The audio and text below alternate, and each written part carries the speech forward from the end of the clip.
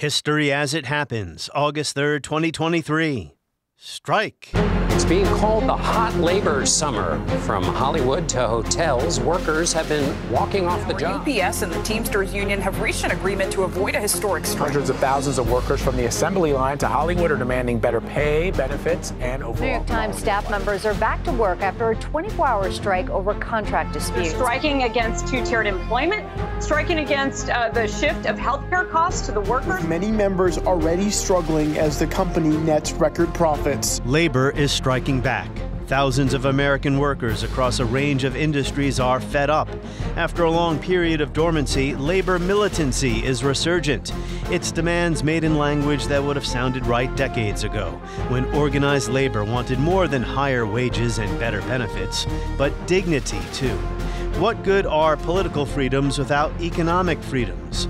That's next with Michael Kazin as we report history as it happens, a podcast from the Washington Times. I'm Martin DeCaro. The 4th of July commemorates our political freedom, a freedom which without economic freedom is meaningless indeed. But I must tell those who failed to report for duty this morning, they are in violation of the law. And if they do not report for work within 48 hours, they have forfeited their jobs and will be terminated. One of the phrases that labor used to talk about, maybe should again, is industrial democracy or economic democracy. The idea that we have political democracy and everyone, over 18 has the right to vote, but we don't have economic democracy. People work 8, 10, how many hours a day, different jobs, and most jobs, because they don't have unions, they have no say about what happens to that job. If you like movies and some of the great TV shows streaming now, and who doesn't, you're aware of the bad news. The Writers Guild and 160,000 Hollywood actors who are members of the Screen Actors Guild, or SAG, are on strike. Production is at a halt. The actors' strike has received a lot of coverage, as you might expect when A-listers like Bryan Cranston show up on the picket lines. We will not be having our jobs taken away and giving to robots. We will not allow you to take away our dignity. Well, what's been great for folks who like to watch movies and TV hasn't been so great for the people who make them. Actors say the pay they rely on, based on residuals from their appearances in films and TV shows, has dried up in the age of streaming. And then there is artificial intelligence. According to Variety magazine, about 32,000 people worked as background actors last year. They're paid about $187 a day and have little control over their likeness and image, so they could be replaced by AI, and that would save the studios a lot of money. Maybe the people who show up to central casting looking for work are not who come to mind when you think of strikes. Maybe you think of hotel or grocery workers or UPS drivers or auto workers. Well, they're fighting for their rights too. As of June, 119,000 American workers were on strike in 146 separate job actions, according to researchers at Cornell University. Well, as you may have heard, the UPS drivers actually avoided a strike by agreeing to a new contract. And the auto workers are negotiating right now with the Big Three in Detroit. Their contract is up in September. As for the Cornell researchers, they have a labor action tracker. I'm going to talk about it with Michael Kazin in a bit. It shows the number of strikes increased a lot last year. And that might seem odd. Why are workers unhappy when the unemployment rate is so low and wages have been going up some? Well, those factors may not matter so much, or not the way you might assume, when it comes to why workers go on strike. And the pendulum has only recently started swinging back in labor's direction. The past several decades have not been good for unions, and some point to the early 1980s as a turning point. This morning at 7 a.m., the union representing those who man America's air traffic control facilities called a strike. This was the culmination of 7 months of negotiations between the Federal Aviation Administration and the union. At one point in these negotiations, agreement was reached and signed by both sides, granting a $40 million increase in salaries and benefits. This is twice what other government employees can expect. It was granted in recognition of the difficulties inherent in the work these people perform. Now, however, the union demands are 17 times what had been agreed to, $681 million. This would impose a tax burden on their fellow citizens which is unacceptable. When President Reagan fired more than 11,000 air traffic controllers who had walked off their jobs as public employees, it emboldened private sector employers to get tougher with their workforces. Strikes would not be tolerated. They'd be broken. According to the Bureau of Labor Statistics, by the end of Reagan's presidency, the number of major work stoppages involving at least 1,000 workers. So this does not count the more numerous smaller strikes. But by the end of Reagan's 8 years in office, the number of major strikes had plummeted to about 40 or 50 a year. In the 1960s and 70s, some years saw more than 400 major strikes. The battle between labor and capital raises a fundamental question about what it means to be an American citizen. If you're entitled to civil and political rights, what about economic rights? Here is FDR in a Labor Day address in 1936, when unions were weak. It was the year before the great sit-down strike at the GM plant in Flint, Michigan. We insist that labor is entitled to as much respect as property. But our workers with hand and brain deserve more than respect for their labor.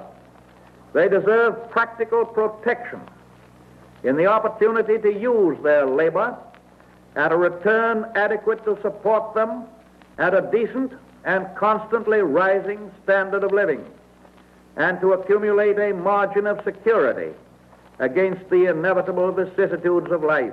We are still grappling with these problems today. Generations after the Great Depression raised them in the most acute form. Are you entitled to a decent wage, housing, medical insurance, workplace protections? Or is it what your boss says goes? Don't like it? Find a better job elsewhere. I've seen both sides of this issue. I've had union and non-union jobs during my career. But I have been lucky to never feel powerless at work, as many low-wage workers do. People who are scraping by in a society where some folks live in superfluous, inordinate wealth, as Martin Luther King once put it. Michael Kazin is a distinguished historian at Georgetown University and the author of many books on the history of American politics and social movements. Most recently, What It Took to Win, the history of the Democratic Party. And he is one of my favorite and regular guests on the podcast. Michael Kazin, welcome back. Great to be here, Martin. You are my go-to guy whenever I need to speak to a historian of, labor, the left. How do you feel about that? Are you happy with that title as the... Sure. I like to think of myself as a historian of social movements, actually. Historian of social movements. I've written a lot about the right as well. But clearly, I'm on the left politically, and I do like to figure out what the left got right and got wrong over the scope of American history. I was really referring to head of the department for this podcast to discuss this issue. That was your title. Okay, I'll take that. I can be a cabinet officer of your podcast. That's great. Well, when I was arranging to have you on here, I was debating about how many hours we should spend, 7, 8, maybe 12. This is a gigantic subject. I don't do those types of podcasts, so we're going to have to be selective here. But before we dip into some of the history, again, of this huge topic, the history of labor militancy and striking, let's talk about what's going on now. You shared with me a study from Cornell. They have a group there that tracks the number of strikes, the ILR school, Labor Action Tracker. More strikes are happening. Why do you think that is? Well, several reasons. First of all, we're in a more prosperous time. Unemployment rate's very low, and so workers often feel in that situation that they're freer to strike because they're probably not going to be as easily fired because it'll be harder to hire new workers to take their places. Perhaps that's sort of contrary to conventional wisdom. You think when times are really bad and people are feeling really poor and they're going to strike more, but you can't go on strike if you don't have a job. And so when workers feel more confident, and if they're in unions, when the unions feel more confident, they make demands and are willing to go on strike to try to enforce those demands. And that's happening some. You saw that with the strike vote that the Teamsters in the United Parcel Service made. 97% would authorize the strike. They were able to get a pretty good contract settlement without going on strike. But the fact that almost 100% of one of the largest workforces of the country right now, UPS, willing to go on strike shows you how much confidence people have. Also, something else I think is important to note, which is that a lot of the people going on strike are not like UPS workers, but are college educated, come from an environment which is more left or liberal politically and culturally. You see that with graduate students going on strike, most of whom are, more or less on the left politically, certainly are Democrats with a capital D. You see that too with the Screen Actors Guild and the Writers Guild going on strike.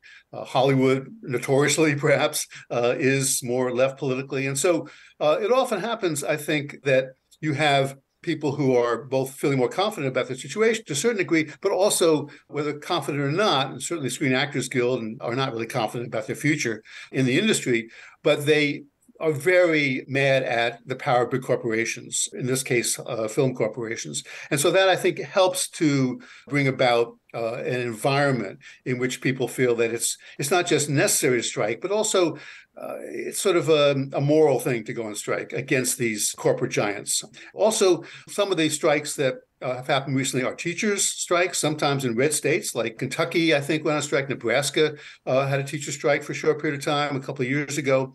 And there, too, you have teachers who tend to be more pro-democratic politically, and also who, because they have unions in public employment, are somewhat more secure in their jobs. What about politics? We have a Democratic administration that says it is friendly to unions. And part two of this question, what about the idea that when your expectations, and you alluded to this a bit, when your expectations are raised is when you might now be willing to demand more? No, that's certainly true as well. We'll talk probably about the negative side of that. That is the PATCO strike in 1982, where Ronald Reagan was president and fired all the air traffic controllers. And that began a period of gloom and doom for people wanting to go on strike because they were afraid that they would lose their jobs, whether they were government employees or not. If they did, management was very much on the offensive then. But one of the things happening now clearly is Joe Biden is not a rabble-rousing pro-union figure, but he is a pro-union figure. And he probably is more pro-union than any president, I would argue, in American history, at least in his statements. And his administration tends to support unions. His former labor secretary, Marty Walsh, was the head of the building trades unions in Boston before he was mayor. There's a general sense among pro-union workers that this is a good time to be militant if they feel there's something to be gained by being militant. That's always a big question, of course. And something else, too. Since the Great Recession of 2008, 2009, blamed, I think quite rightly, on corporations, in this case, corporations that were bankers and mortgage companies making a fast buck off of these various complicated mortgage instruments. A lot more Americans have been pro-union than before.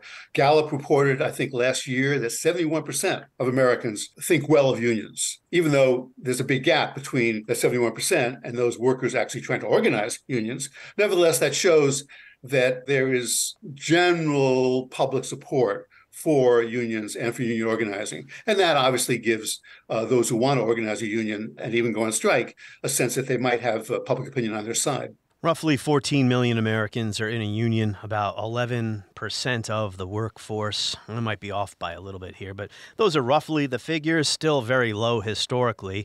As far as the number of strikes that have been happening, the Cornell tracker, I'll just share a few pieces of data here before we move on. 417 strikes, 7 lockouts were recorded in 2022.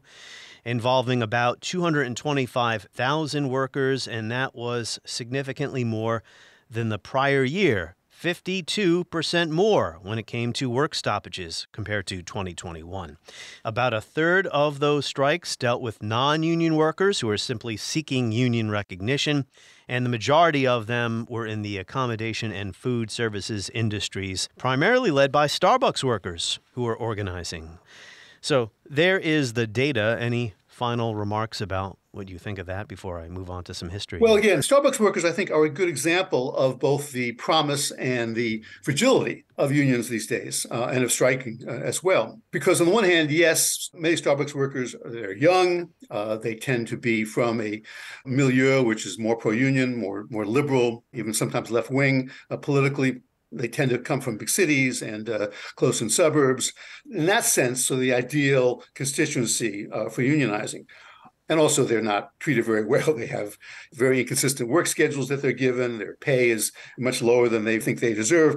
But the other side of it, however, is because they're young, because this is a service job that, especially if they're college educated, they do not want to keep for the rest of their lives. This is not a job which is going to pay them the kind of money they want to raise a family. They're going to move on in several years. So as with graduate student strikes, there's both a lot of pro-union feeling among Starbucks workers, and yet at the same time, this is not a permanent job. So that makes it easier to fire people because they're going to say, well, okay, I wanted a union, I got fired, I'll go on to another kind of low-wage, insecure job. There's a reason why Sam Gompers, who I'm writing a biography about right now, who was the longtime president of the American Federation of Labor, wanted to first organize workers who would stay organized and stay in their jobs as more skilled workers, because he felt that only they would really fight on and on and on to get a union recognized, and if they went on strike with a union, to win that strike, because their job was kind of like their property. It was really their identity. It's something that they had trained for.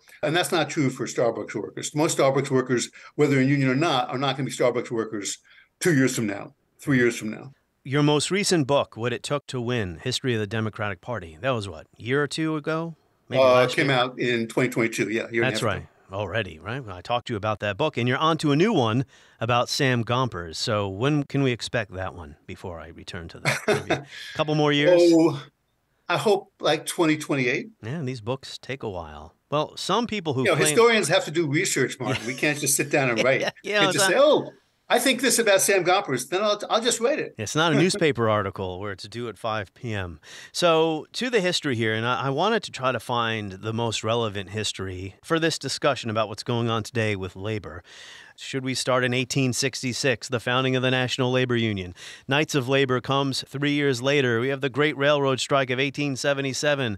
AFL founded in 1886. Sherman Antitrust Act, 1890. You get my point. The Homestead Strike's a big one, 1892. But I'm going to start in the Great Depression and the New Deal. I found a quote here from John Lewis. John Lewis was head of the CIO, and you've reminded me also the miners. He was asked something in 1937 by a reporter about what labor should have. He said, the right to organize, and added shorter hours, the prohibition of child labor, equal pay for men and women doing substantially the same work, and a guarantee that all who are able to work and willing shall have the opportunity for steady employment. The reporter asked a follow-up question, and I am getting this from David M. Kennedy's book, Freedom from Fear. The reporter asks a follow-up, what about a living wage? No, Lewis roared, pounding his fist on the desk. Not a living wage. We ask for more than that. We demand for the unskilled workers a wage that'll enable them to maintain themselves and their families in health and modern comfort, to purchase their homes, enable their kids to obtain at least a high school education, and to provide against sickness, disability, and death. Somebody could have said that today, which finally brings me to my question, Professor Kazin. Can I just say, he is basically paraphrasing a famous statement that Gompers himself made back in the 1890s, which I can quote to you if you... Yeah, go ahead. He said it in various ways, but in 1890, Gompers said, we want more, and when it becomes more, we shall still want more. And we shall never cease to demand more until we have received the results of our labor.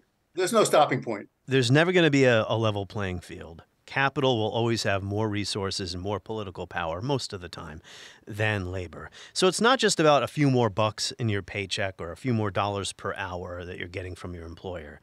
It's about dignity. It's about this idea of economic rights. Americans, I hope, today agree that we deserve political and civil rights. But to invoke FDR in the New Deal era, what good are those rights if you don't have economic rights? FDR had this thing called the Economic Bill of Rights, or a Second Bill of Rights.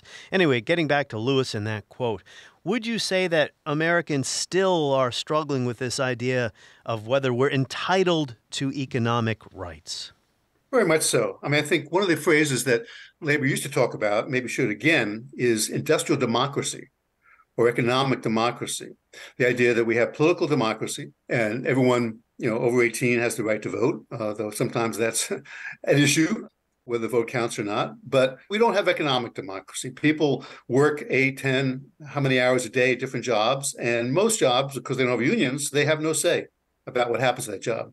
The property owner, the employer decides on that. So in some ways, that is at the core, I think, of demands that unions make, is a voice on the job, a say on the job, to be consulted about changes in the work process, changes in your hours, changes in whether new technology is brought in, changes, of course, if the company's going to shut down and move away, move somewhere else, try to find you a job in the place that you've lived all your life. These kinds of issues, the dignity of work, as you say, which is a favorite phrase of Sherrod Brown, the senator from Ohio, who's a very pro-union lawmaker. I think it's true that Americans, including many workers, are, I think, ambivalent about the idea of workplace democracy, economic democracy. On the one hand, they think, as most people, as wage earners who don't control the means of production, to use the famous Marxist phrase. On the other hand, many Americans want to be self-employed, right? They want to not necessarily be bosses, but to be rich and to be able to hire other people to do work for them, whether in their own company or in their own house or wherever. And so there's this ambivalence, I think. Americans are consumers, and they're workers. They're workers usually, but they're also people who don't want to be workers all their lives in many cases. So I think that ambivalence runs through the history of American labor. And there's another idea here that David M. Kennedy, to cite him again, has brought up in his work. When it comes to getting ahead in life, that's something you're supposed to do on your own, right? And he talks about this reverse psychology that took place during the Great Depression because of the idea of the American dream, that you're successful because you pulled yourself up by your own bootstraps. Then the Great Depression hits, you're out of a job, you don't understand why, you're poor, you might not be able to get another job for years. Well, then it must have been something you did wrong. Yeah, there's sociologists who did surveys during the 1930s, which I think Kennedy references in those parts of his book, found that, perhaps surprisingly, most Americans blame themselves. They say, well, I should have stayed in high school. Graduating from high school back then was as much as people could aspire to. Very few people went to college in the 30s. I should have, moved to a place where there were more jobs. I should have bought that piece of land when it was cheap, and now I can't afford it anymore. And obviously, even in the worst of the Great Depression, when 25% of the workforce was unemployed, well, 75% was still employed. So people knew people were unemployed, but they also knew people who were still employed. It was a mixed bag in that sense. Yeah. And that idea is still around today. You're not entitled to anything. You got to work for it. So you're not entitled to housing or medical insurance or a certain wage. The extreme, the other end of the pendulum was what we're going to talk about here in the 1930s. You're basically at the mercy of this awful employer, and they were awful, with police, their own private police forces going around cracking skulls, literally. I think Ford Motor Company had its own private police force of 3,000 people. Something else that was happening in the 30s, too, I'd like for you to talk about here. Sorry that my questions are so long today, Michael Kazin. I'd rather hear from you than me, so I'll be quiet.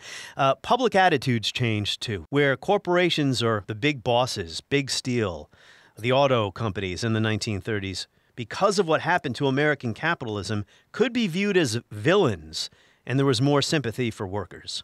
Oh, that's definitely true. And as I said before, I think something similar but not as transformative happened during the Great Recession of 2008, 2009, that big business was seen as the culprit, though it wasn't all big business. It was mostly real estate and banks back then, whereas the Great Depression, when the economy was, especially the industrial economy, was really flat on its face for several years there.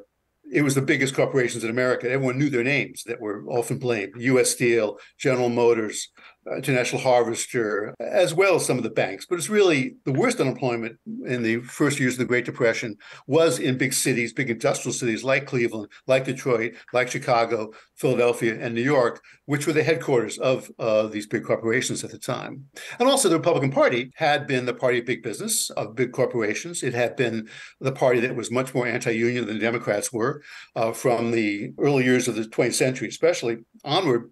And so that unholy marriage, if you will, between the pro-business, anti-labor Republican Party and big corporations was seen as the culprit of the Great Depression. And so that really gave both Franklin Roosevelt and Democrats landslide election and re-elections in 32, 36, and also helped to promote pro-union policies, in the New Deal. In the National Recovery Act, 1933, there was a clause called Clause 7A in that National Recovery Act, basically urged, didn't require, but urged companies to recognize unions when organizers were trying to organize the unions.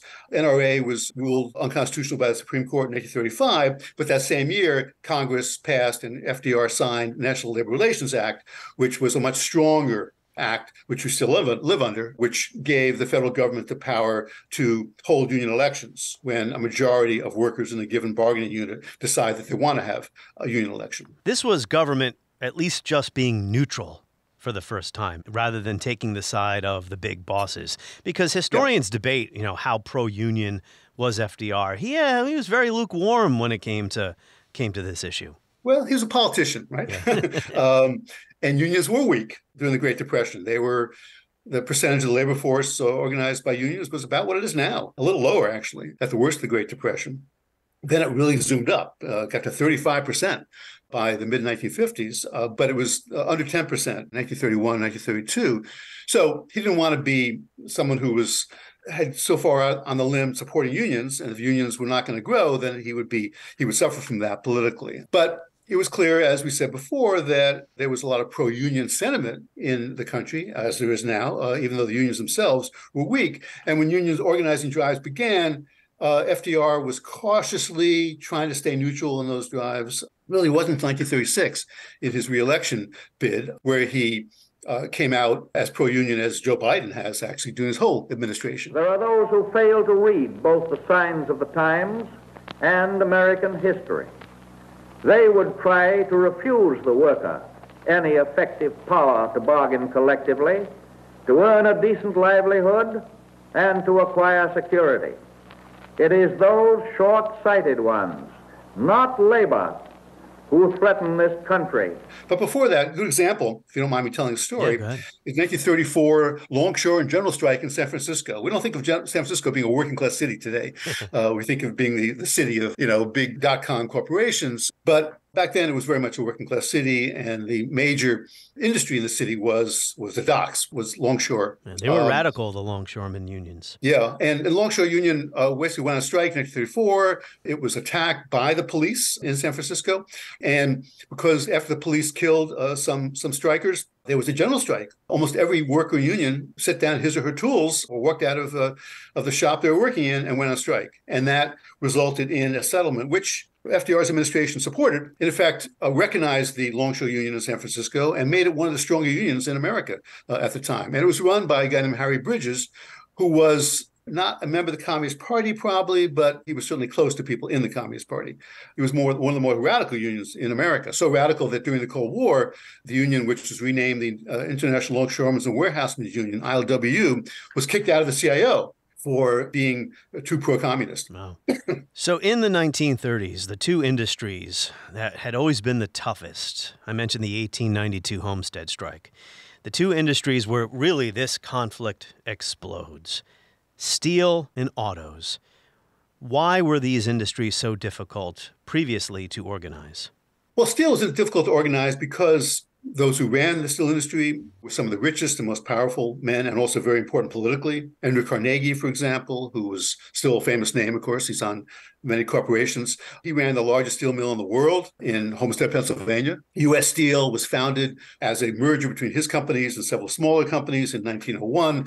And because the steel industry was so important to the economies of places like Homestead, Pennsylvania, politicians were willing to step in to support the interests of Carnegie and other steelmakers. And company towns like Homestead, Pennsylvania, like Gary, Indiana, several other towns, Braddock, Pennsylvania, were places where there was a lot of pro-union sentiment among the people who worked there and some people lived there, but the town itself was controlled as a company town, controlled by the steel company. So it was very difficult to break through. Also, there was not until the 1930s a union which tried to sign up all the steel workers, as opposed to the different crafts in steelmaking. I won't go into detail about all the different crafts they used to make. It was one of the more complex, technologically complex industries in America.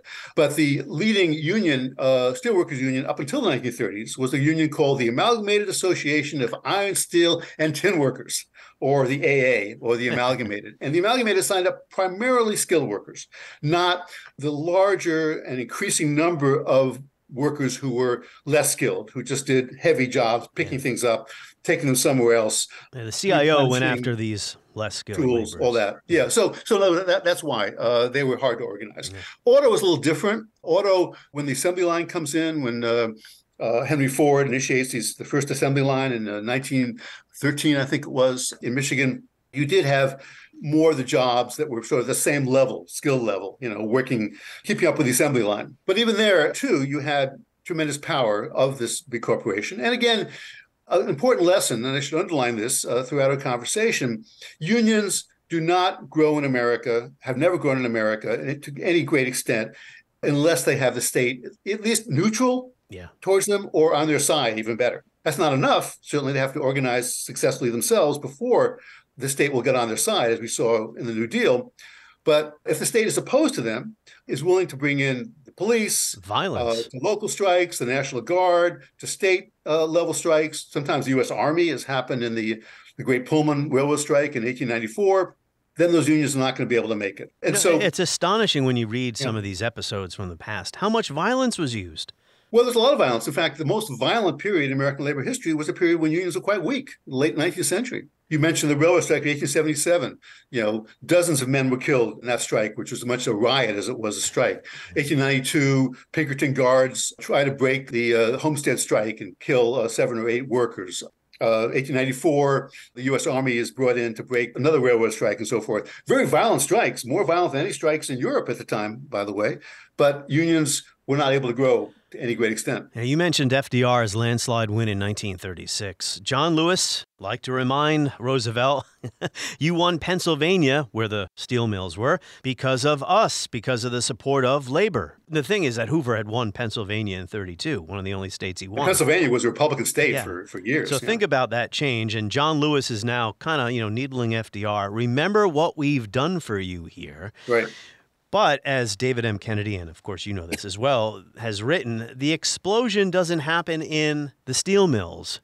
The first big one in the 30s is at the GM plant in Flint, Michigan, the Great Sit-Down Strike of 1937. Why was this so significant? What was it about sitting down in the factory that was so radical? Well, it was brilliant when you think about it, because first of all, they went on strike in December 1936. And at least before global warming, December in Michigan was not warm. So instead of picketing outside in 0 degree, 10 degree weather, the auto workers said, hey, we're going to stay inside this warm factory.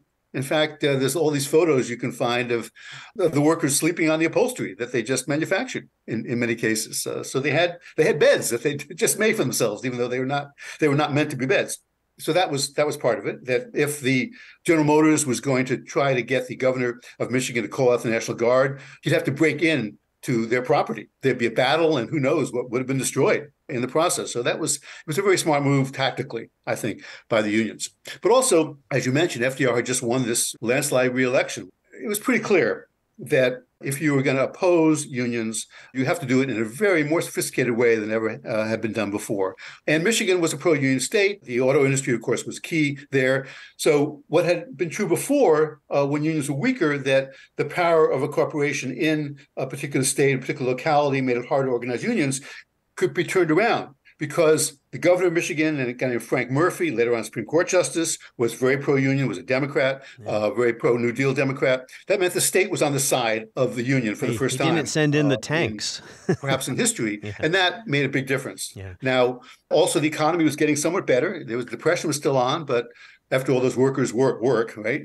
They wouldn't have gone on strike if they weren't at work. So the economy was slowly getting better, and General Motors decided, look, we're probably going to lose anyway. After 2.5 months, I think it was. 40 days. So we might as well make a settlement, recognize the union, which is what the main demand of the union was, by the way. It was not higher wages, shorter hours, better working conditions primarily. It was recognize a union. give us a voice at work, give us a degree of democracy in the workplace. And that was true of most of the big strikes in the 1930s, by the way. They were not primarily about economic demands. They were about representation. Exactly. This was making national news headlines. And I believe the FDR administration, if it interceded, it was something like, we need to settle this, because this was slowing down one of the most important auto plants. Just as the economy is picking up, GM can finally expect to have a great year building cars, and then its plant to shut down. It was a very important plant in Flint for 40 days. People listening to this should read the preamble to the National Labor Relations Act. Why is that?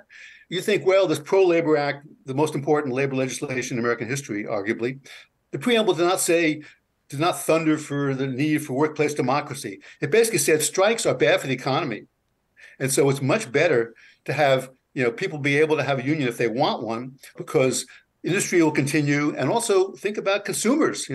If workers aren't paid enough money, and of course unions will raise their pay in almost every instance, then they can't buy those goods. So if you want to get us out of the Great Depression, we want people to have more money in their pockets to buy the goods that American capitalism can produce. And that was the rationale politically for the National Labor Relations Act, more than pro-union democracy. Yeah, the point about how strikes are bad, public opinion does start to turn against unions after this great success in 1937. And then U.S. Steel, seeing what had happened, gives in. So there's no big action at U.S. Steel. They recognize the Steelworkers Union. But then there's a huge number of strikes, and public opinion begins to turn. In May of 1937, we get something called the Battle of the Overpass. But a few days later, something far worse. Republic Steel Company's South Chicago plant was run by a fellow by the name of Thomas Mercer Girdler of what was called Little Steel. And he used something called the Mohawk Valley formula. What was that? Basically, he was trying to use spies within labor unions, trying to use public opinion, trying to use private police forces, everything he could marshal to try to defeat the union. And also the unions in Little Steel, they're called Little Steel, by the way, because they were small compared to U.S. Steel. Yeah. They weren't little mom and pop steel companies on your corner. Big companies, but ferociously anti-union. Exactly. And by the way, this is important. Mohawk Valley formula, as I understand it, is important not because it was so successful at the time, but because it was a precursor for much more sophisticated management techniques to break unions, which have been popularized in the last 3 to 4 decades, where you have anti-labor law firms that specialize and advertise that we break unions and we make it very difficult to get unions to organize in the first place, and also working together with conservative politicians who, in general, don't like unions. They think unions are impingement on the power of the employer to run his or her business as he or she sees fit. So Mohawk Valley formula was not so much successful at the time as it was a sign of the kind of management offensive that employers would more and more take part in to try to make sure that unions did not get established in the first place. And if they're established in the first place, to try to get workers to turn against them, to decertify them, which is something you could do under the Labor Relations Act. Workers can have a vote to decertify that union, which, of course, management is usually in favor of. Yeah, the key word in Mohawk Valley formula is formula. This was something that was borrowed after it was used the first time to destroy unions. So on Memorial Day in 1937 at Little Steel, South Chicago plant for Republic Steel Company, 18 people were killed in labor actions that summer alone.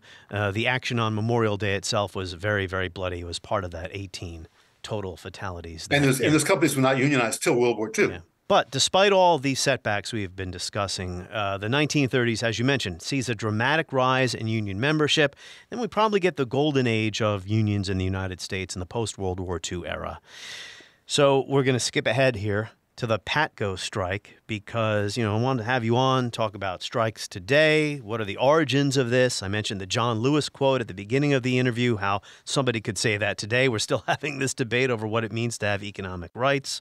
Huge setback for unions was the crushing of the Patco strike, not because there were a gazillion air traffic controllers in the United States who lost their jobs. It was because that showed other businesses, right, that you can now break strikes, and the number of strikes after that dwindles, right? As I mentioned before, the power of the government of labor relations is key here. And when the government's on the side of unions, as it was more or less from the mid-30s up until the mid-70s, I think, even under Republicans like Dwight Eisenhower, whose first labor secretary was a union leader, actually, of the plumbers union. Then unions have a much easier time of it. But when, as with Ronald Reagan and with conservative Republicans, some conservative Democrats as well, in power, like, say, Jimmy Carter and Bill Clinton, a centrist Democrat, then unions have a much tougher time. Something else about the PATCO strike that perhaps is obvious, but should be underlined anyway, they were public workers. That's true. And public workers have both been the strength of the labor movement in the last 40 years. I think something like 33% of all government workers are actually organized in unions today, as opposed to 6% of private sector workers. Huge gap there. But public sector workers are very vulnerable because, as with the PATCO strike, many Americans feel that, well, yeah, maybe they have a right to join a union, but they work for us. Their employer are the taxpayers. They're paid with my money. No one wants the fire department to go on strike.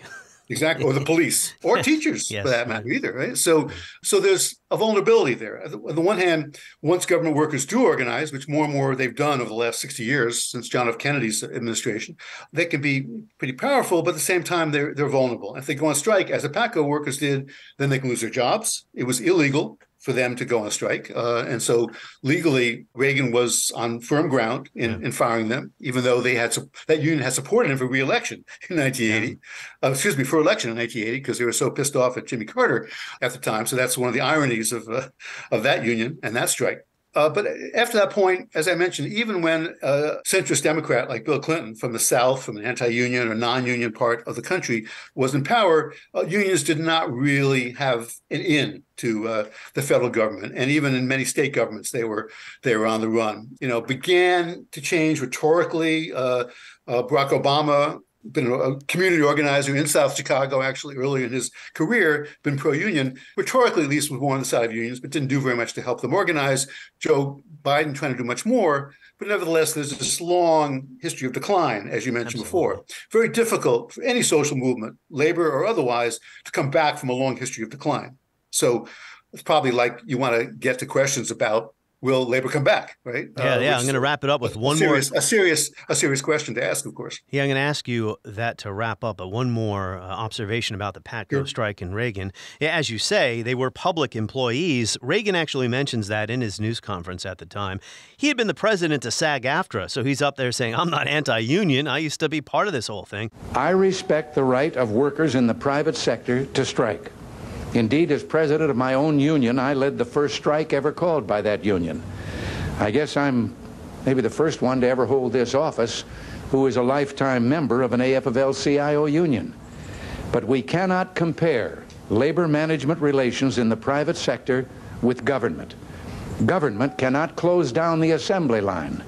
It has to provide without interruption the protective services which are government's reason for being. That's when he was, of course, a liberal Democrat. Yes, that's right. He was a New Deal dude. And also, there's a lot of FDR-type charisma or style in Reaganism, although they're at the opposite ends of the political spectrum. I'll just briefly cite a story from NPR here, quoting Donald Devine, this story from a couple of years ago, who was the head of federal employees under Reagan, who said after the firing of the air traffic controllers, businessmen would come up to me and say, when your guy Reagan stood firm to those guys, I started getting tougher with my own unions, too. I realized I'd been giving away the store. And this story cites a labor historian at Georgetown, Joseph McCartin, who wrote a book about the air traffic controllers. He said by 1982, there was a group at the Wharton School, business school, that came out with a manual encouraging businesses to learn from the PATCO strike. I don't want to place too much importance on this one incident, but it does seem it was a very important strike, as well reported, of course, at the time as the Flint sit-down strike was, at the time. It was seen, even at the time, as a turning point, just as the Flint sit-down strike in some ways was a turning point on the other side. I should say Joe McCartin's book, Collision Course, great book, and Joe's a good friend of mine. Yeah. We were hired together at Georgetown many years ago. So I urge folks to read his book. So it brings us to our conclusion here. Well, there's never a conclusion when we're talking about history. History continues, as always. Do we need more strikes? I mean, striking is difficult. You don't always get what you want. I think you and I are on the same page where we'd like to see more unions in our country, more unionized workers. But getting there is hard. Is the strike the right way to go? Sometimes yes, sometimes no. Well, there you go. Strikes, if you're a union organizer, you don't want to strike, because strikes are dangerous. If you lose them, you can lose everything. There's many examples in American history of workers who went on strike, and the union was fairly strong at the time, but the long strike defeated them, and the union fell apart. Knights of Labor fell apart in part because of that in the 1880s, for example, a ruinous strike against a big railroad, and many examples of that. So strikes are a last resort in most cases. They're when you can't reach a deal with the employer and you feel there's enough support and enough resources to support you being out of work for a while. But strikes aren't a good thing in themselves. There are some people on the left, some of my friends on the left, who think, it would have been better if United Parcel Service workers had gone on strike because they would have showed the militancy of the workers against big capital. Well, most workers in UPS, I think, are pretty happy that they didn't go on strike because, they're making good wages. They're going to make better wages. They're going to have air conditioning in their trucks. Threatening to go on strike because they have a very strong union got them these things. But actually going on strike would have been difficult, Are those friends of yours armchair radicals? Is that what you call them? Yeah, well, perhaps, yeah. Some of those people, to be fair to them, some of these people do have jobs and they're working class people, but there's a romance of strikes. Yeah. But as we mentioned before, most big strikes in American history have lost. Yeah, there's nothing romantic about this if you read back to, I mentioned before, I know I said this would be the last question. We'll wrap it up with this. Ford Motor Company had a police force that was infamous, right? Going around exacting cruelties on the factory floor. Well, the Ford Service Department, if I recall. That's a nice name. A great euphemism. Yeah. Yeah. Imagine working on an assembly line today and being administered a beating because you're not working fast enough. Michael Kazin of Georgetown University, author of What It Took to Win, A History of the Democratic Party. We are indebted.